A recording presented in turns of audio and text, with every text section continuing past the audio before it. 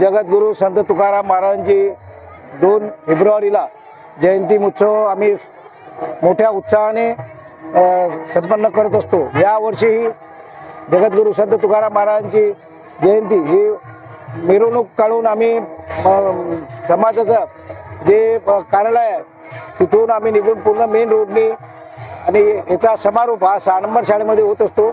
या पालखीमध्ये या सोहळ्यामध्ये यावेळेस जास्तीत जास्त महिलांचा खूप सहभाग आहे आणि जो पद्धत जी आहे ती आमची शिस्त पद्धतीने आमचे टाळकरी वृंद गावकरी सगळे समावेशक सर्व समाजातील जे जगद्गुरूंना मानणारा वर्ग आहे त्याच्यात सर्व समावेशक वर्ग आहे।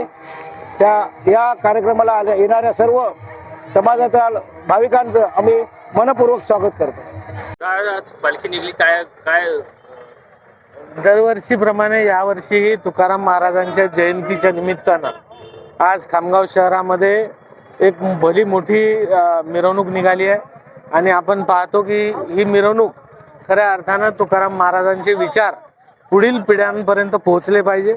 कारण आपण पाहिलं असेल तर तुकाराम महाराजांनी गाथेच्या माध्यमातून जे विचार मांडले, जे कीर्तनाच्या माध्यमातून समाज प्रबोधन केलं, ती प्रथा आजही चालू आहे। वारकरी संप्रदाय ते विचार खांद्यावर घेऊन, ती पताका खांद्यावर घेऊन आजही पुढे जाते। पण पुढच्या पिढ्या संस्कारित झाल्या पाहिजे, पुढच्या पिढ्यांना तुकाराम महाराजांचे, ज्ञानेश्वर माऊलींचे विचार आत्मसात झाले पाहिजे, या दृष्टीने ही मिरवणूक काढली जाते।